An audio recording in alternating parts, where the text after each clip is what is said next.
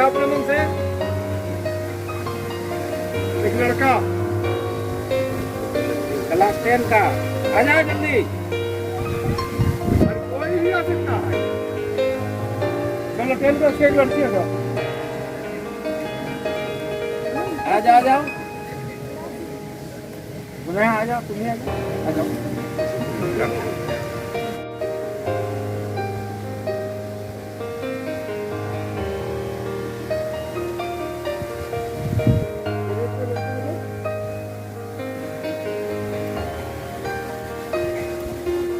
Barat, आओ।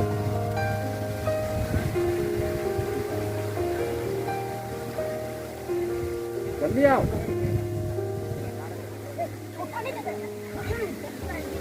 अरे मोजा नहीं खोलना। खोलो मास्क खोलो। मास्क हटा लीजिए।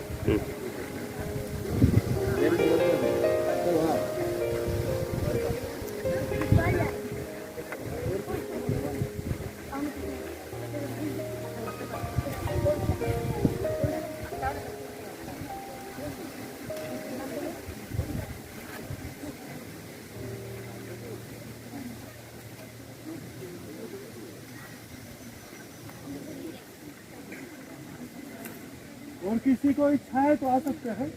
यदि किन्हीं को स्वेच्छा से आना है तो आकर पुष्पांजलि जो है कर सकते हैं, पुष्प चढ़ा सकते हैं। अन्यथा इसके बाद जो है गुरुजनों का जो है प्रवचन कहिए या मोटिवेशन कहिए प्रारंभ होगा।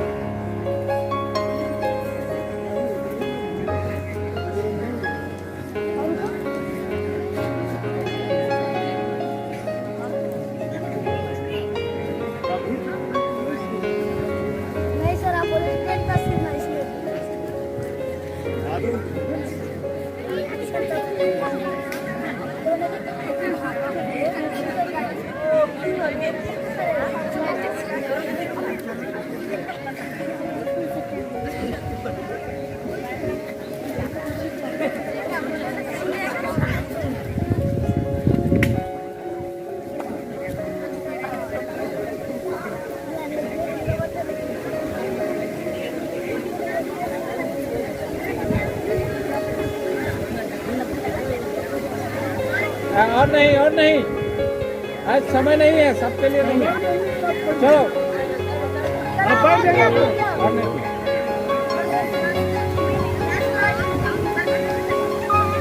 बैठ जाइए अब आप लोग, बैठ जाइए।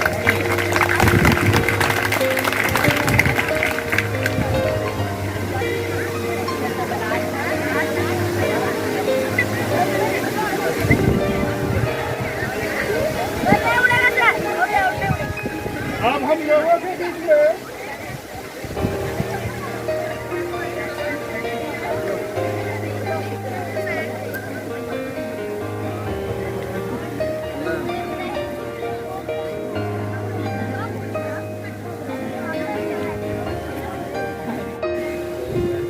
बात करेंगे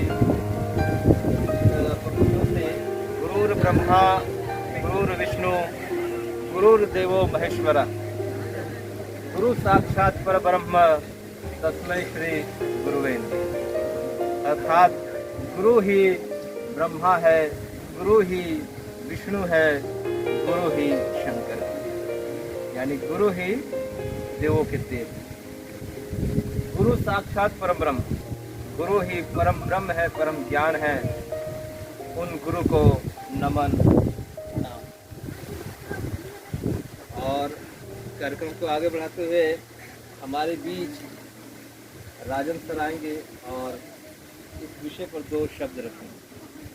प्रधानाध्यापक संजय जी और मेरे शिक्षक बंधु, शिक्षक मित्र एवं उपस्थित विद्यार्थियों, आज हम लोग यहाँ पर गुरु पूर्णिमा उत्सव के निमित्त यहाँ पर एकत्र हुए हैं। और ये हमारे विद्यालय में बहुत वर्षों से यह कार्यक्रम मनाया जाता रहा है और आज विशेष दिन है। और जिनको हम पीछे देख रहे हैं कि जिनका चित्र लगा हुआ है, ये गुरु वेद व्यास हैं। इनके बारे में हम लोग को जानना चाहिए। तो हम लोग व्यास जी को जानते हैं, महाभारत के रचयिता के रूप में इन्होंने महाभारत की रचना की है ताकि आने वाली पीढ़ियां सत्य और असत्य के बीच में अंतर करती रहे। शिक्षा का यही उद्देश्य होता है। शिक्षा का मतलब होता है कि हम क्या चीज़ सही है और क्या चीज़ गलत है, इसके बारे में हम जान सकें और सत्य के ओर हम जा सकें। तमसो माँ ज्योतिर्गमय, हम अंधकार से प्रकाश की ओर जा सके। शिक्षा का जो उद्देश्य होता है यही होता है। और हम यहाँ पर आधुनिक शिक्षा जो ग्रहण करते हैं उसका तात्पर्य यह हो गया कि हम तथ्यों पर और साक्ष्यों पर आधारित हम ज्ञान लें। हम बिना सर पैर का जो होता है ज्ञान जो होता है उससे हम हटें और हम जो सच्चा ज्ञान है उसको हम हासिल करें। तो व्यास जी ने वही चीज़ किया था। जब वेद बड़ा कठिन हो गया, वेदों को समझना मुश्किल हो गया, ज्ञान जब आगे पीढ़ी को नहीं पहुंचने लगा, तो उन्होंने वेदों को 4 भागों में विभाजित करके उसका सरलीकरण किया, उसको आसान बनाया और ये सर्वसुलभ किया। उन्होंने उसको सबके लिए उपलब्ध करवाया और महाभारत जैसे ग्रंथ की रचना करके सदियों से महाभारत जो है भागवत गीता है, ये हमारा मार्ग प्रशस्त करते रहा है, आगे बढ़ाते रहा है।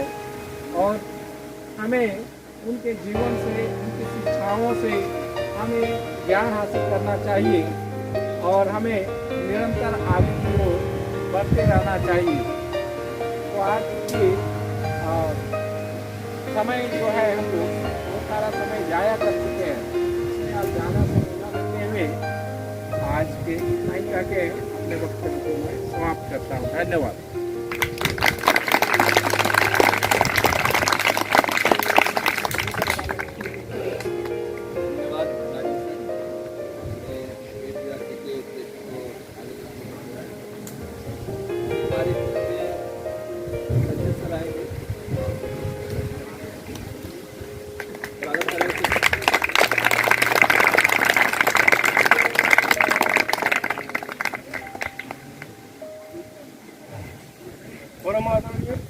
प्रधानाध्यापक महोदय, हमारे सहयोगी शिक्षक वृंद और वर्तमान के विद्यार्थी और भविष्य के नागरिकों, आप ही भविष्य के नागरिक हो। तो गुरु पूर्णिमा के उपलक्ष्य में मैं यही बतलाना चाहूँगा कि सबसे पहले हम जाने कि गुरु होता क्या है। गुरु शब्द में दो अक्षर है, गु और रू, जिसका अर्थ होता है अंधकार से प्रकाश की ओर चलना। तो जो हमें अंधकार से प्रकाश की ओर ले चले, अर्थात जो हमें अज्ञानता से ज्ञान की ओर ले जाए, वही गुरु है। सबसे प्रथम गुरु हमारे कौन होते हैं? माता, उसके बाद पिता, तत्पश्चात बहुत सारे शिक्षक मिलेंगे, फिर आपके कुल गुरु मिलेंगे। इसके अलावा भी और बहुत सारा ज्ञान जो आप कहीं से प्राप्त कर रहे हैं, तो वहां भी आपको गुरु मिलेंगे। हमें हमेशा गुरुओं को इज्जत करना चाहिए, सम्मान देना चाहिए, क्योंकि उनसे हम कुछ सीखे। और मैं आप लोगों को यही बतलाना चाहूंगा कि भविष्य में आप जहाँ भी जाएं, अपने गुरुओं को सम्मान जरूर दें। आप लोगों को बार बार बतलाया जा रहा है कि हमें किस प्रकार से अपने भविष्य को बनाना है। ये आपको शिक्षा कहाँ से मिलता है? आपको गुरु देते हैं। सबसे पहले तो माता पिता देते हैं, फिर आगे आगे बढ़ते जाते हैं और हम सीख पाते हैं। ठीक है, तो हमें आज के दिन में जो महर्षि वेद व्यास जी का जन्मोत्सव है, आषाढ़ पूर्णिमा, उनके जन्म दिवस को गुरु पूर्णिमा के रूप में मनाते हैं। अध्यापक श्री नरेश जी का एक स्केच बनाया है।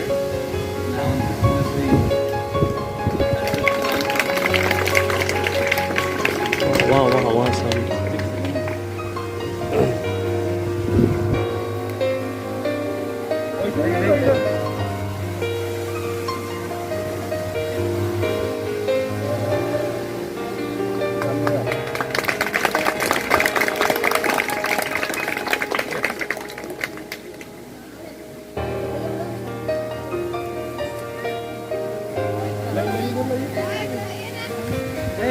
वहाँ नहीं इधर रही।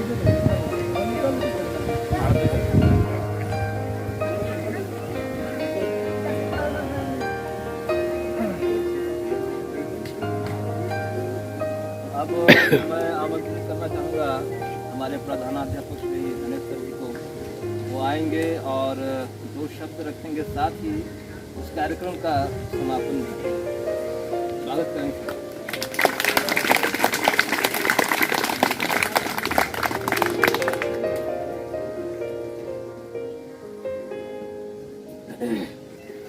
आज मैं सबसे पहले आप समझ रहे हैं किनके जन्मदिन पर हम लोग हैं, है ना? क्यों हैं? ये सारी बातें आप जानते हैं। अभी आप जो है आपके गुरुजन यानी पूर्व के वक्तागण आपको इस संबंध में बतलाए हैं कि जिनका प्रतिमा देख रहे हैं वो कौन हैं। ऐसे भी पहले से आप लोग हमेशा ही जानते हैं, गुरु का प्रार्थना करते हैं, गुरुर ब्रह्मा गुरुर विष्णु गुरुरेव महेश्वरा। कहने का मतलब यह जो मंत्र बना है इसका तात्पर्य है गुरु सर्वोपरि है। अनेक किस्से कहानियों में आप सुनते हैं कि गुरु जो होते हैं भगवान से भी महान होते हैं। ऐसा मेरा भी मानना है। अगर मैं आज यहाँ खड़ा हूँ तो गुरुओं का ही कृपा है। ऐसा इसलिए कहा जाता है, भगवान से भी ऊपर मानने के पीछे रीजन होता है कि भगवान की पहचान भी कौन कराता है? तो गुरु कराता है। वही बतलाते हैं कि आखिर भगवान है कौन, हम उसकी आराधना क्यों करें। तो आज के तिथि में इन सब बातों को न लेते हुए थोड़ा सा मैं हटकर बात करता हूँ। यह जो गुरु पूर्णिमा मनाते हैं, गुरु को सम्मान दिया जाता है, इसके पीछे एकमात्र रीजन होता है कि गुरु से कुछ ग्रहण किया जाए। यदि आप किसी को कुछ देते हैं तो बदले में अपने आप मिलता है। और शिक्षक वर्ग, गुरु वर्ग ऐसा होता है कि आप यदि चाहे कि पैसे से खरीद लूं, असंभव, पैसे से खरीदा नहीं जा सकता। गुरु की ज्ञान को पैसे से कभी नहीं खरीदा जा सकता है। यदि आप फी दिए तो फी वाले स्टाइल से आपको ज्ञान मिलेंगे, लेकिन यदि आप उनको सम्मान देते हो, गुरुओं का सम्मान देते हो, तो आपको वो मिलेगा जिसकी आपने कल्पना नहीं की है। और यदि आपको कुछ करना है, उसके दिमाग में क्या है, वो क्या देना चाहते हैं, ये तभी मिलेगा यदि गुरुजनों का सम्मान करते हैं आप। यानी गुरुजन पैसे के भूखे नहीं होते हैं। आप कहेंगे कि पैसे तो लगते हैं, आज के आपके रोजी रोटी के लिए पैसे लगते हैं, पहले भी लगा करता था। आज क्या देता है? आज के जो शिष्य है गुरु को क्या दे सकता है? सैकड़ों ऐसे उदाहरण भरे पड़े हैं जो गुरु दक्षिणा में क्या क्या नहीं दिया है। लोग अपने राजपाट, विभिन्न दो चार किस्से कहानी तो आपने भी पढ़ा होगा। आरुणि की गुरु भक्ति, एकलव्य की गुरु भक्ति। एकलव्य गुरु को केवल देख कर सीखा था, फिर भी गुरु के कहने पर अपने दाहिने हाथ का अंगूठा काटकर दे दिया था। ये होती है गुरु भक्ति। आज का ये पॉसिबल नहीं दिखता, लेकिन ऐसा नहीं है, आज भी सम्मान करने वाले शिष्य हैं। तो गुरु का काम होता है शिक्षा देना, और हम लोग वही कर रहे हैं, आपके गुरुजन भी वही कर रहे हैं। हालांकि आज का परिवेश थोड़ा बिगड़ा हुआ है, जो मिलना चाहिए सम्मान में वो नहीं मिल रहा है। मुझे वो दिन याद है, अभी तो अधिकांश बच्चों को शायद गुरु पूर्णिमा याद भी होगा या ना होगा। पहले के जो अभी सीनियर क्लास में है, जब वो जूनियर रहते होंगे तो मुझे लगता है कुछ ने देखा होगा कि गुरु पूर्णिमा की तैयारी बच्चे पहले से करते थे। हम लोगों को जाने बगैर, बिना हम लोगों को बताए गुरु पूर्णिमा की तैयारी करते थे, और कुछ नहीं तो कम से कम एक कार्यक्रम आयोजित करते थे। गुरु के छात्र देखे होंगे या अपने बड़े भाई बहनों से पूछना, हुआ ये करता था कि गुरुजनों के सम्मान में कुछ नहीं तो कम से कम एक कार्यक्रम आयोजित किया जाता था, जिसमें बच्चे भी पार्टिसिपेट करते थे। गुरु के सम्मान में 4 शब्द बोला करते थे।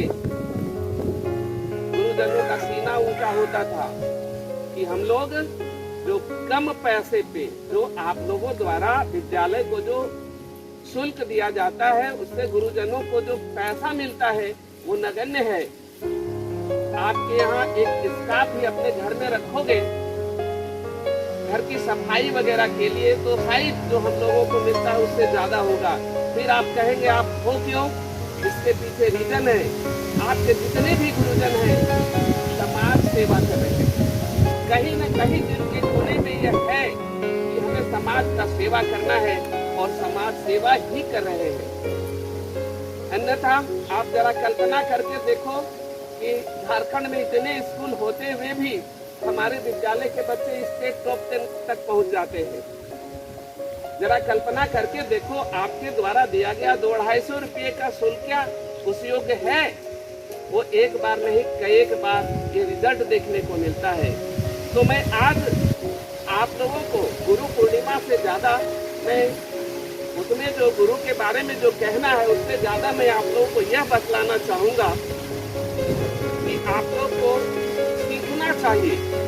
अगर नहीं आता है तो अपने बड़े भाई बहनों से, दूसरे विद्यालय के छात्र छात्राओं से सीखनी चाहिए। मुझे अजीब सा लग रहा था कि शिक्षक व्यवस्था में जुड़े हुए हैं और बच्चे को भी अरेंज करना पड़ रहा है। एक समय था कि जैसे टीचर डे हुआ करता था तो शिक्षकों को बोला भी नहीं जाता था कि आज आपसे आप लोग जो है ऑफिस से बाहर नहीं निकलेंगे। शिक्षक दिवस की बात कर रहा हूँ। और सीनियर मोस्ट के जो ये छात्र छात्राएं हुआ करते थे वे सारी कक्षाएं लेते थे और जब कार्यक्रम होना होता था तो कार्यक्रम के समय शिक्षकों को आमंत्रित किया जाता था। सेम कहानी होता था गुरु पूर्णिमा में। गुरु पूर्णिमा हम लोग कहते रहते जाते थे कि कोई ऐसा व्यवस्था मत करना जो हमें खराब लगे। एक वर्ष की मैं बात बतलाता हूँ। बच्चों ने बगैर कुछ कहे सभी गुरुजनों के लिए फुल पैंट शर्ट की व्यवस्था कर लिया।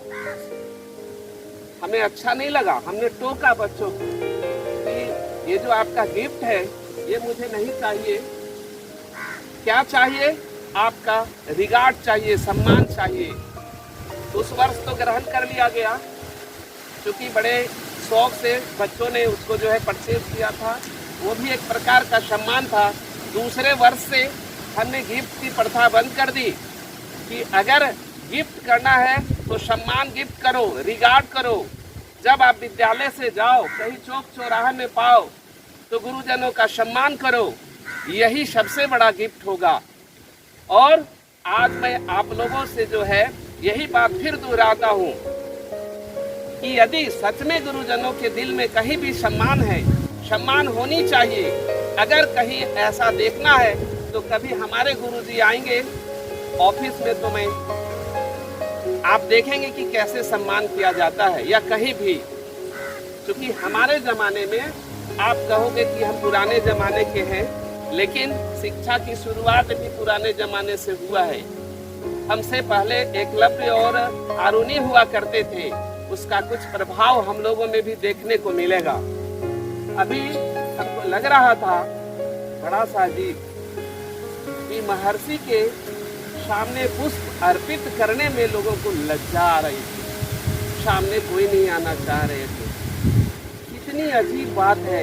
एक समय हुआ करता था कि बच्चे लाइन लगाते थे, हम लोगों को बोलना पड़ता था अरे एक एक क्लास से बाबू 5-5 आ जाओ ना, बहुत है, प्रतिनिधित्व करो। आज जब बुलाया जाता है तो नहीं। क्या व्यवस्था है, कहाँ चला गया दुनिया, इसकी थोड़ा सा ख्याल रखेंगे। पढ़ाई का मतलब यदि आप ज्यादा अंक ले आए तो कोई मतलब नहीं है, वो अंक बहुत मायने नहीं रखता है। पढ़ाई का सच्चा मतलब होना चाहिए चरित्र का निर्माण।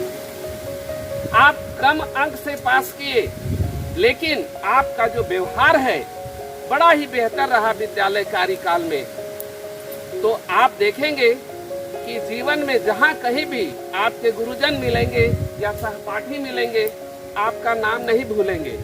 लेकिन शायद आप ज्यादा अंक भी ले आए, आप में क्रूर हो, अनुशासनहीनता हो, आपको भी याद रखेंगे। यदि आप क्रूर और अनुशासनहीन हो तो कभी कभी ऐसा होता है कि विद्यार्थी बचपन में, विद्यार्थी जीवन में बड़ा ही उदंड था, लेकिन अपने जब व्यवहारिक जीवन में जान गया तो वो ठीक था। एक आध केस ऐसा देखने को मिला है, यदि मैंने बुरे लोगों के सामने वो था, उसने कोई क्राइम नहीं किया था, लेकिन लोग कहते थे नहीं वो तो होगा। अरे हम लोग जानते हैं बचपन से वो उदंड है, उसकी प्रवृत्ति ही ऐसी है। क्यों कहते हैं? क्योंकि बचपन में आप सभी एक दूसरे को देख रहे हो, यहाँ सबको एक दूसरे को याद रखा जाएगा, तो उस बेसिस पे कहता है कि वो जरूर दोषी होगा क्योंकि वो हमेशा से बुरा था। तो ऐसा होता है। आप इसके बाद जब कॉलेज में जाओगे, कौन कहाँ है, आप जैसे एक दूसरे भाई बहन के साथ जैसे यहाँ पर रह रहे हो, ऐसा एनवायरनमेंट कहीं नहीं मिलेगा। हाई स्कूल के बाद बचपन बीतता है, बढ़िया से समझ नहीं होती है। जब हाई स्कूल लेवल में आप बच्चे आते हैं तो वास्तविक दोस्ती, एक दूसरे का सम्मान सीखते हैं और यही पूरे जीवन में दिखता है। कुछ क्षति नहीं माना जाता है क्योंकि फिर से भरपाई होगी। स्वास्थ्य की क्षति होती है तो कहा जाता है कुछ तो क्षति हो गया, हमारे शारीरिक जो है भरपाई में काफी समय लगा, रोगग्रस्त हो गया। लेकिन यदि चरित्र का हनन हो गया, चरित्र यदि कलंकित हो गया, तो पूरे जीवन में क्या इस जन्म में तो संभव नहीं है उसको धो पाना। तो प्रिय छात्र छात्राएं, आपके गुरुजनों के सम्मुख मैं प्रतिनिधित्व करते हुए आप लोगों का जो है, हम यही आप लोगों से कहेंगे कि यदि गुरुजनों का सम्मान करते हो, कहीं दिल के कोना में कुछ भी है, तो आज हमें 2 गिफ्ट देंगे। आज 2 गिफ्ट देंगे। क्योंकि पहले गिफ्ट दिया करते थे लोग, मैं मना करता था। आज मैं गिफ्ट मांग रहा हूँ और वो गिफ्ट होगा, पहला गिफ्ट, चरित्र को कलंकित नहीं होने देंगे, अनुशासित होकर विद्यालय में रहेंगे। ये पहला डिमांड होगा आपके गुरुजनों की ओर से प्रतिनिधित्व करते हुए। और दूसरा होगा आपका रिजल्ट। और रिजल्ट कब बेहतर होगा? जब आप मन से पढ़ाई करोगे, शांत रहकर गुरुजनों का सम्मान करते हुए शिक्षा पाओगे।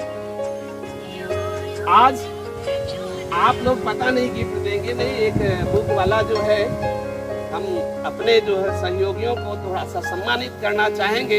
ये पहला गुरु पूर्णिमा है जब लोग खाली जा रहे हैं, अन्यथा एक रुमाल भी गिफ्ट होता था। तो संजोग से एक पुस्तक विक्रेता जो है सभी गुरुजनों के लिए जो है एक कलम और एक डायरी गिफ्ट किए हैं गुरु पूर्णिमा के उपलक्ष्य पर। तो गिरधारी आप जाइए और गुरुजनों को देंगे एक एक डायरी, एक एक कलम सबके लिए है।